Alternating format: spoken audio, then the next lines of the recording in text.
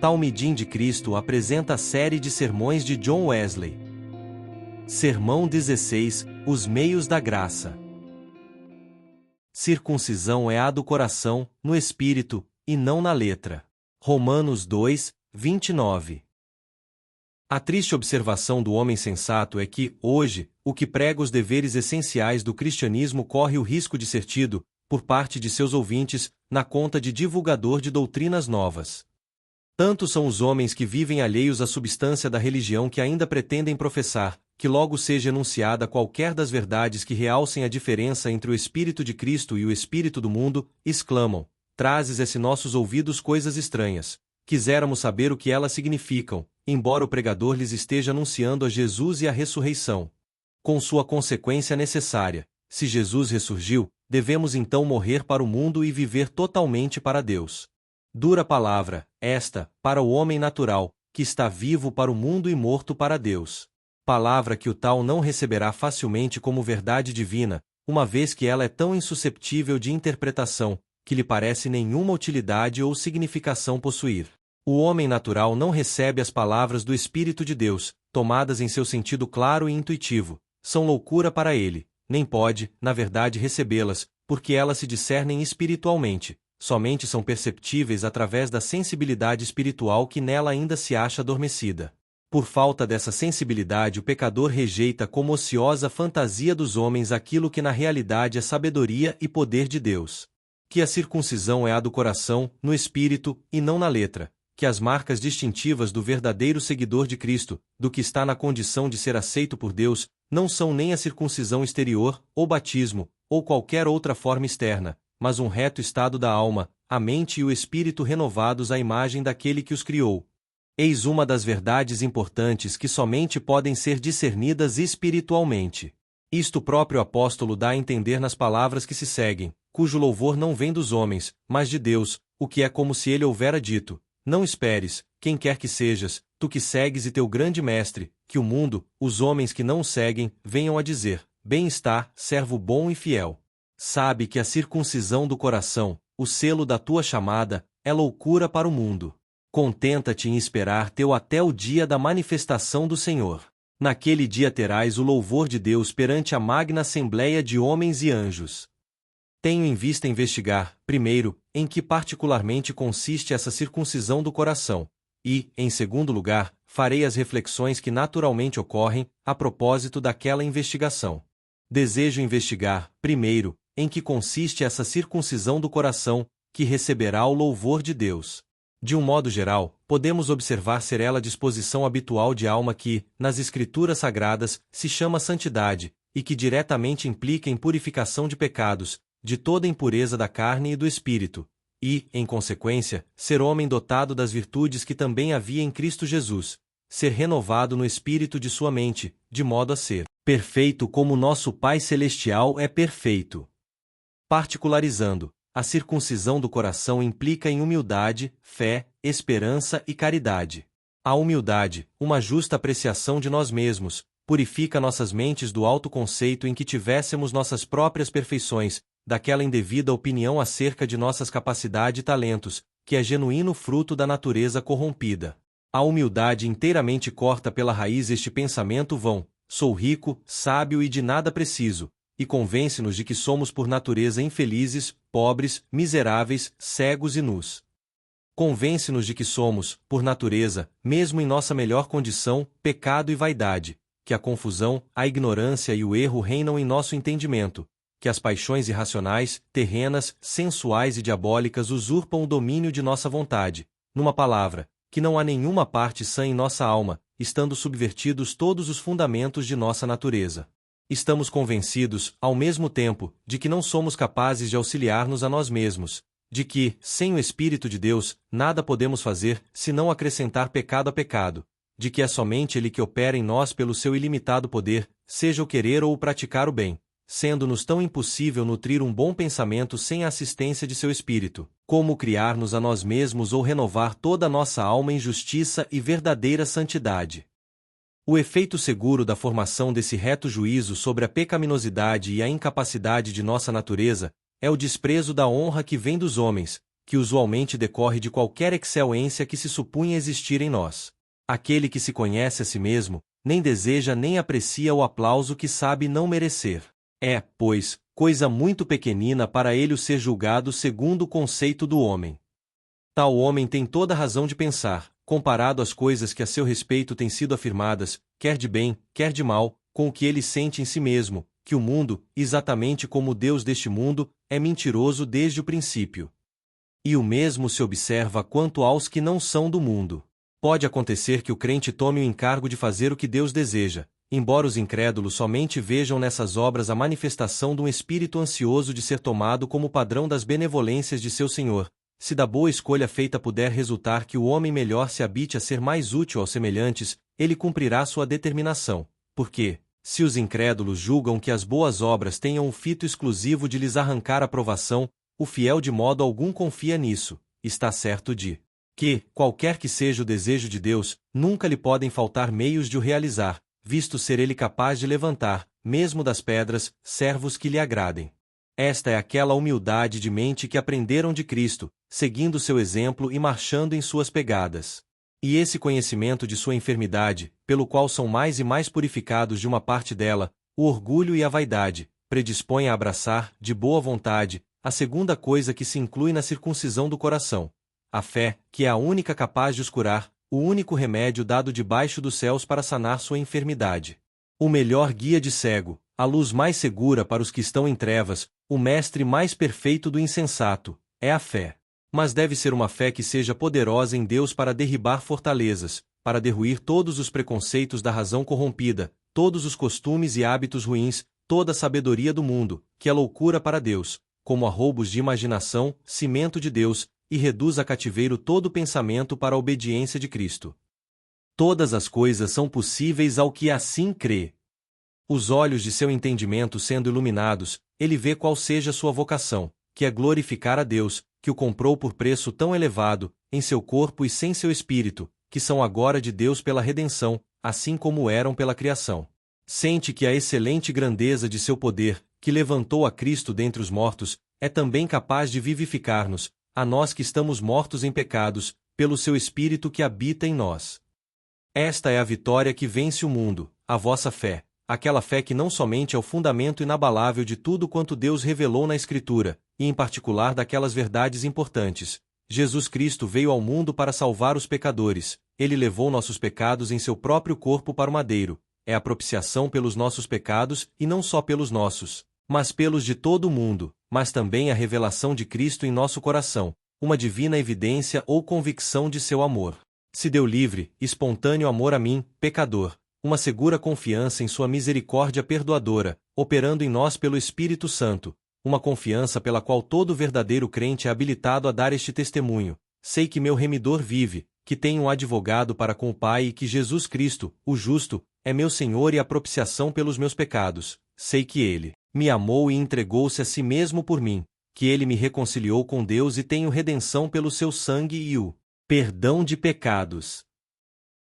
Uma fé, tal como essa, não pode deixar de demonstrar à saciedade o poder daquele que a inspira, libertando seus filhos do jogo do pecado e purificando sua consciência de obras mortas, fortalecendo-os de tal modo que não mais são constrangidos a obedecer ao pecado nos seus desejos, mas, em lugar de entregarem seus membros à iniquidade, como instrumentos de injustiça, agora, se entregam inteiramente a Deus, como estando libertados da morte.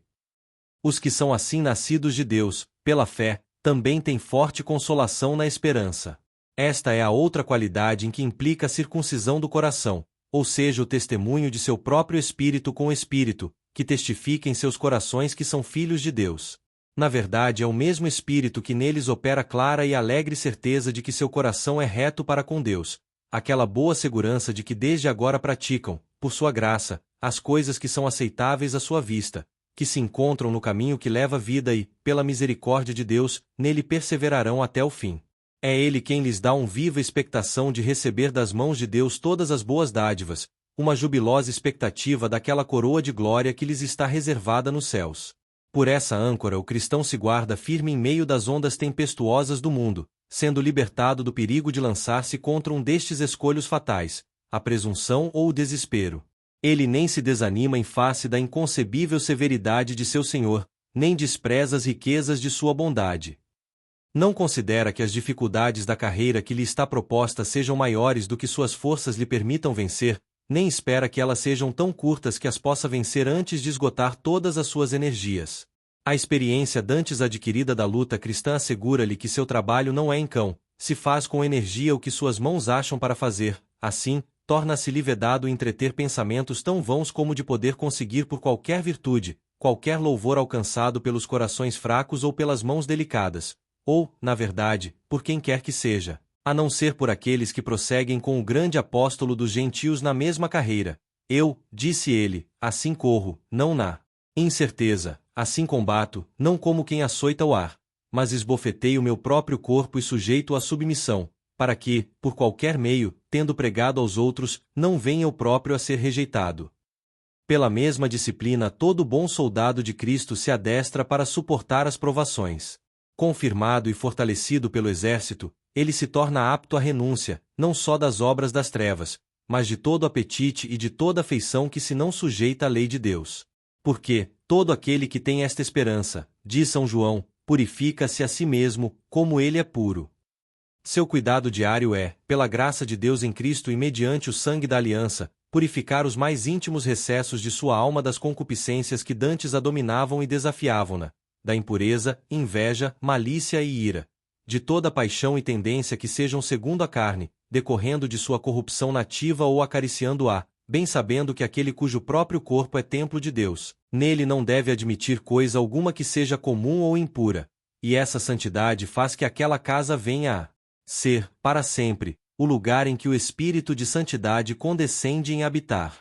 Falta-te, quem quer que sejas, ainda uma coisa: juntar a profunda humildade e a fé inabalável uma viva esperança, e por esta, em boa medida, purifiques o coração de sua contaminação original.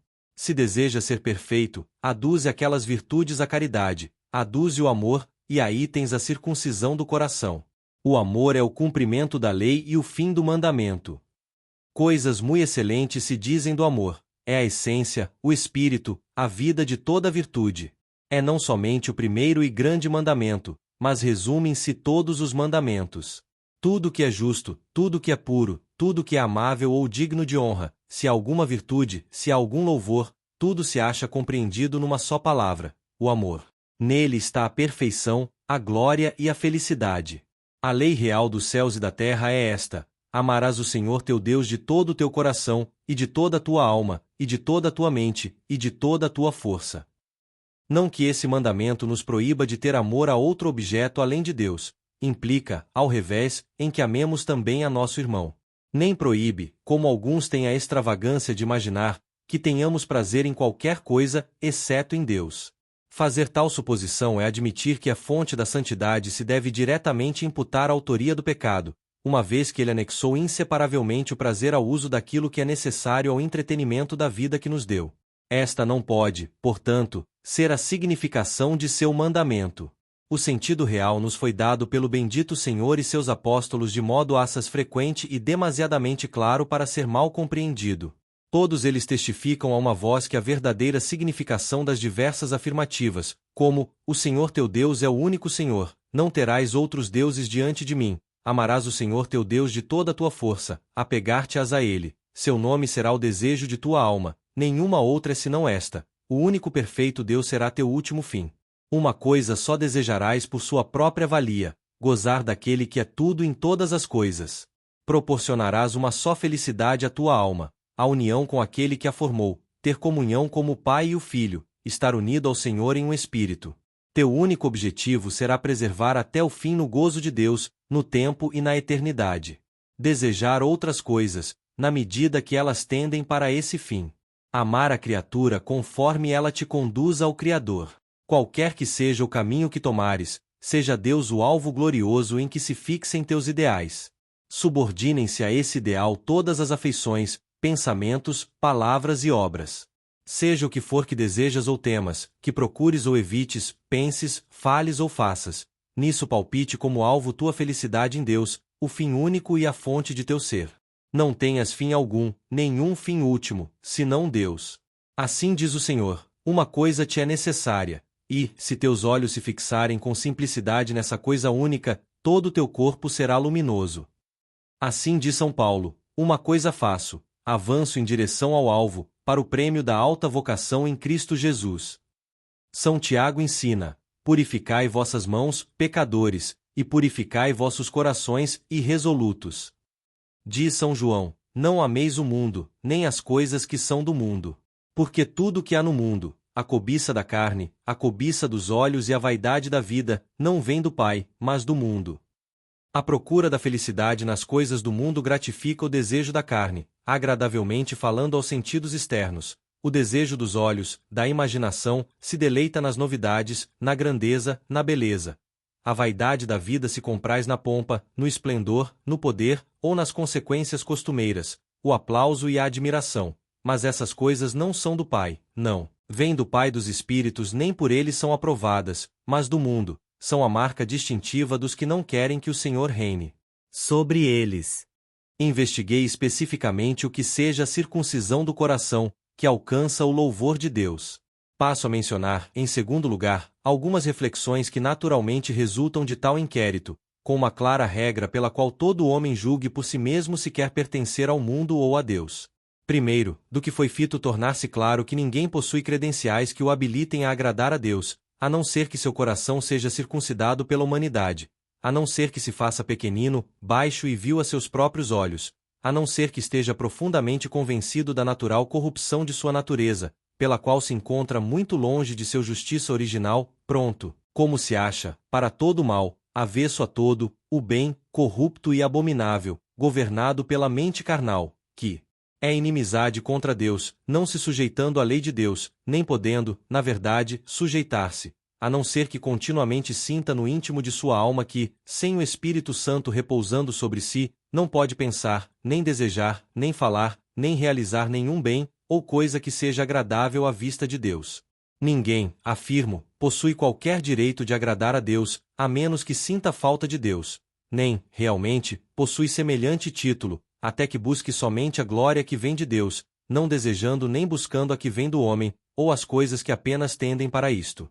Outra verdade, que naturalmente decorre do que se tem dito, é que ninguém obterá a honra que vem de Deus enquanto seu coração não for circuncidado pela fé, uma fé de operação divina, enquanto não se recusar a ser levado mais longe por seus sentidos, apetites ou paixões, ou ainda por aquele cego que conduz outro cego, tão festejado pela razão natural do mundo, mas, ao contrário, viva e ande pela fé, dirija todos os seus passos como quem vê o que é invisível, não olhando para as coisas visíveis, que são temporais, mas para as coisas que, sendo invisíveis, são eternas, e governe todos os seus desejos, desígnios e pensamentos, todas as suas ações e conversações, como quem penetrou através do véu, para além do qual Jesus se assenta à mão direita de Deus. Seria para desejar que melhor se identificassem com essa fé aqueles que empregam muito de seu tempo e de suas energias, deitando outro fundamento, edificando a religião na eterna aptidão das coisas, na intrínseca excelência da virtude e na beleza das ações que decorrem dela. Em razões, como eles dizem, do bem e do mal, e nas relações dos seres uns com os outros. Nem cogitam de saber se os fundamentos dos deveres cristãos coincidem ou não com as Escrituras. Se isto fazem, porque ficam perplexos os homens bem-intencionados, e tiram dos assuntos mais severos da lei, por uma nuvem de termos, meios de traduzir em obscuridade as verdades mais claras. Se não, importa-lhes considerar quem é o autor dessa nova doutrina, sabendo que, embora seja semelhante a um anjo dos céus, o que prega outro evangelho diferente do de Jesus Cristo, Deus, por assim dizer, e não nós, já contra ele pronunciou sua sentença, seja anátema. Nosso evangelho, não conhecendo nenhum outro fundamento de boas obras além da fé, além de Cristo, claramente nos informa que não somos seus discípulos, se negarmos ser ele o autor dessa fé e de nossas obras, ou que seu Espírito seja o inspirador e o aperfeiçoador dessa fé e dessas obras. Se alguém não tem o Espírito de Cristo, esse tal não lhe pertence. Ele só pode vivificar os que estejam mortos para Deus, pode infundir neles o sopro de vida cristã, e assim preceder, acompanhar e seguir os vivificados com sua graça, de modo a lhes levar os desejos e a boas realizações. E, quantos são assim conduzidos pelo Espírito de Deus, são filhos de Deus. Esta é a breve e clara exposição da verdadeira religião e virtude, e nenhum homem pode lançar outro fundamento. Do que se tem dito podemos aprender, em terceiro lugar, que ninguém é verdadeiramente conduzido pelo Espírito, a não ser que o Espírito testifique com seu Espírito que ele é Filho de Deus, a não ser que ele veja o prêmio e a coroa diante de si e se regozije na esperança da glória de Deus. Muito tem errados que ensinam que, servindo a Deus, não devemos ter em vista a nossa própria felicidade. Não, somos, ao contrário, frequente e expressamente ensinados por Deus a atentarmos para a recompensa da retribuição, a contrastar o sofrimento com a alegria colocada diante de nós, as aflições passageiras com o excelente peso de glória. Sim, somos estranhos ao pacto da promessa, estamos sem Deus neste mundo, até que o mesmo Deus, por sua abundante misericórdia, outra vez nos gere para a viva esperança de uma herança incorruptível, incontaminada e que não murcha nunca. Mas, se estas coisas são assim, é mais do que tempo de essas pessoas usarem de fidelidade para com as próprias almas, que tão longe estão de encontrar essa alegre segurança de que preenchem os termos do pacto e alcançam as promessas, já que entendem com o próprio pacto, blasfemando seus termos, e queixam-se de que estes sejam demasiadamente severos, não sendo possível que nenhum homem viva ou possa viver na conformidade deles. Que vem a ser isso, senão uma censura a Deus, como se ele for um duro senhor, exigindo de seus servos mais do que os habilita a cumprir. Como se ele zombasse das obras inermes de suas mãos, enredando-as em possibilidades, mandando que vençam, quando nem sua própria força, nem sua graça sejam suficientes à vitória. Esses zombadores quase poderiam persuadir aos que se julgam culpados e que, no extremo oposto, esperam cumprir os mandamentos de Deus sem com isso fazerem o mínimo sacrifício. Vã esperança! Que um filho de Adão possa esperar ver o reino de Cristo e de Deus sem lutar, sem agonizar, primeiro, por entrar pela porta estreita, que o homem, concebido e nascido em pecado, e cujo interior é muito perverso, possa por um momento acalentar a ideia de ser purificado como seu Senhor é puro, sem andar em suas pegadas e sem diariamente tomar sua cruz, sem que corte sua mão direita e arranque o olho direito e lance-o longe de Ai, que o homem sonhe em desarraigar as velhas opiniões, paixões, tendências e ser perfeitamente santificado em espírito, alma e corpo, sem uma constante e contínua peleja pela geral negação de si mesmo.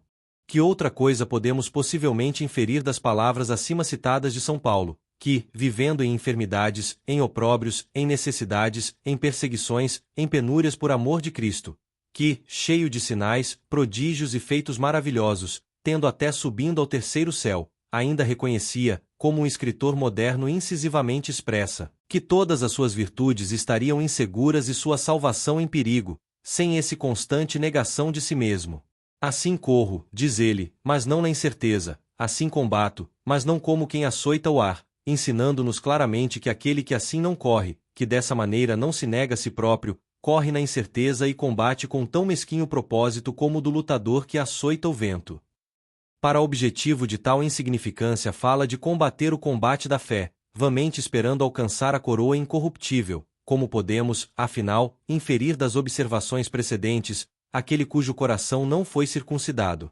O amor, suprimindo a cobiça da carne, a cobiça dos olhos e a vaidade da vida, empenhando todo o homem, corpo, alma e espírito, na ardente conquista daquele objetivo único, é tão essencial ao Filho de Deus que, fora disto, embora vivo, é reputado como estando morto diante do Senhor. Embora eu fale a língua dos homens e dos anjos, se não tenho amor, sou como o bronze que soa ou como o símbolo que retine.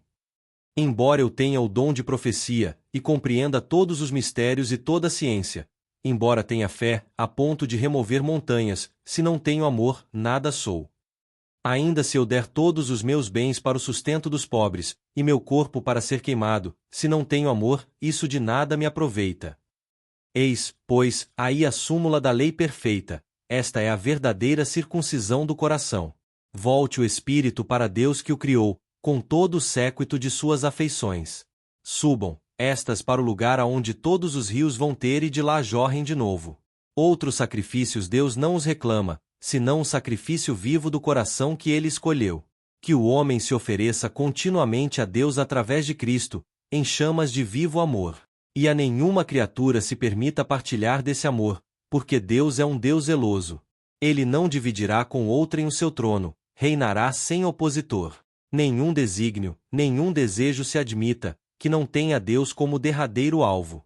Este é o caminho pelo qual andaram os filhos escolhidos de Deus, os quais, apesar de mortos, ainda falam: não desejes viver, senão para louvar seu nome, que todos os teus pensamentos, palavras e obras tendam para sua glória.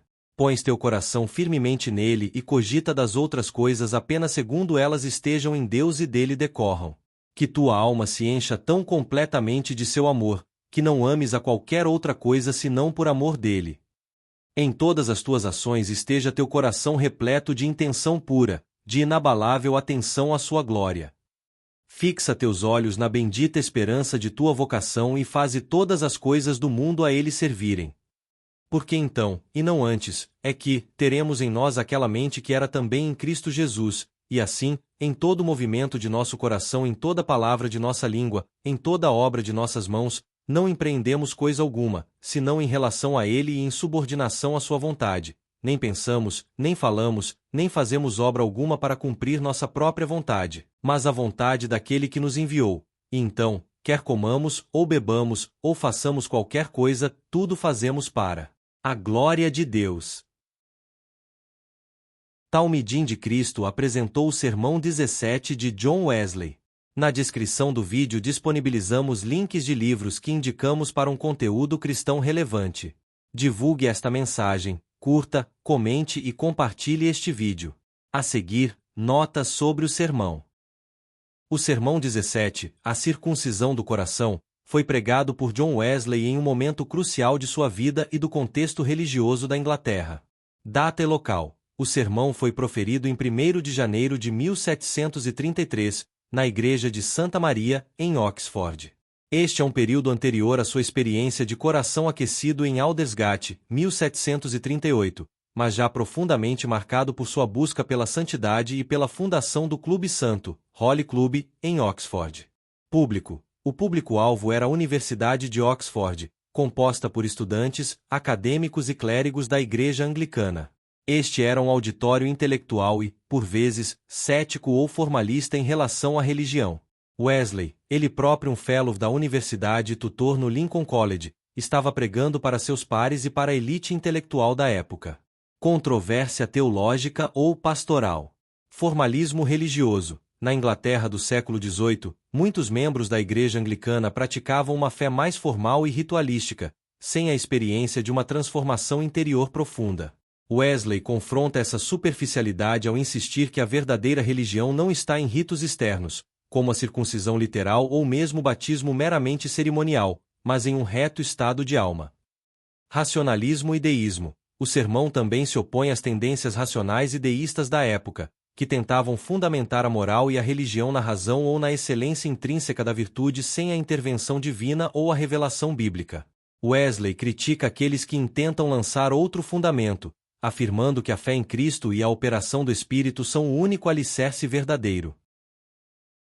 Santidade pessoal. O tema central da circuncisão do coração é um precursor direto da doutrina da santidade, ou perfeição cristã, que se tornaria uma marca distintiva do metodismo. Wesley argumenta que a verdadeira fé leva à purificação do coração, à renúncia do pecado e a uma vida de amor a Deus e ao próximo, uma busca ativa pela perfeição. Impacto dentro do metodismo. Fundamento teológico. Este sermão estabeleceu a base teológica para a ênfase metodista na experiência pessoal da fé, na transformação interior e na busca da santidade. Ele articulou o que Wesley entendia por verdadeira religião, distinguindo-a de um mero assentimento intelectual ou de observâncias externas. Doutrina da santidade. A descrição das virtudes de humildade, fé, esperança e caridade como componentes da circuncisão do coração é uma formulação inicial da visão de Wesley sobre a santificação e a perfeição cristã. O sermão não apenas define a santidade, mas também exorta sua busca diligente e a negação de si mesmo. Desafio à religiosidade nominal. Ao pregar que muitos considerariam suas palavras doutrinas novas, Wesley já demonstrava sua disposição em desafiar a religiosidade nominal e a apatia espiritual de sua época, preparando o terreno para o avivamento que ele e seu irmão Charles, junto com George Whitefield, liderariam. Este sermão é um testemunho precoce da paixão de Wesley por uma fé viva, transformadora e profundamente pessoal, que transcende a mera observância externa e se manifesta em uma vida de amor e santidade.